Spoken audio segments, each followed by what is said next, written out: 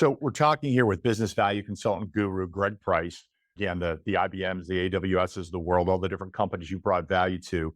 Greg, what's your opinion? Because I have one that might be slightly different than most. What's your opinion on an SDR that, let's face it, SDRs typically less experience, less confidence, and you're asking them to set appointments with a C-suite. When they are on that phone and they're making phone calls, which it usually is, and they do get the person on the phone, which is a challenge by itself. But what are some must-dos or some pitfalls to avoid for that BDR who's on the phone for the first time with the C-suite to try to create enough interest to take the next step? So if we keep our eyes on the prize with that BDR, it's just taking the next steps. That's what we're closing for. What suggestions or pitfalls should they avoid? Well, I think I'll step back a little bit there, right? So, in my career, I've led sales strategy and field enablement, right? When I was at Clarabridge, which was, acquired by Yeah, Qualtrics.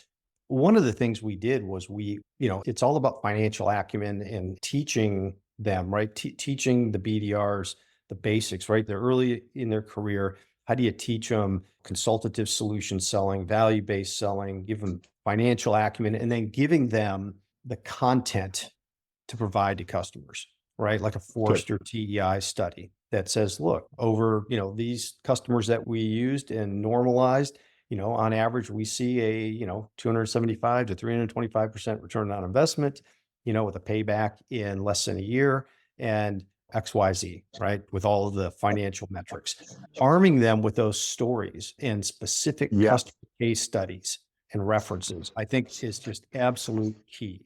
They can't fake confidence. You're exactly right. And if they don't have that content, as you said, and especially the stories, the KPIs, whatever it may be, and then when they hear that, right, if you do get to a decision maker who's the C-suite or even just under the C-suite, any VP, they can be intimidating. Like, hey, thanks for the call. If you want to send me something, whatever.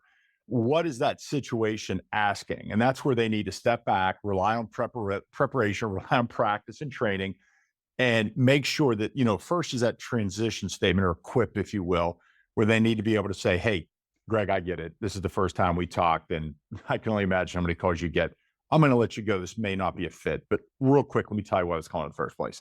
And then hit them with the story, hit them with the value, get that guard down and not sound like anybody else. Because if the guard's still up and you're trying to sell to a defensive customer prospect at this point, especially at the C-suite, you're wasting your time. And I think that's what causes a lot of lack of confidence and conviction, why they don't like to pick up the phone, and probably why, business value consulting doesn't scale across an organization. It may stop right at the get-go. It didn't work. But I'm with you. I think it 100% works. And it's as simple as the confidence in that transition statement, and then content is your word to make sure you have it ready to have them kind of go, huh, it's about to hang up on your ass, Greg. But yeah, you got another minute. Keep going. Good job. I like it.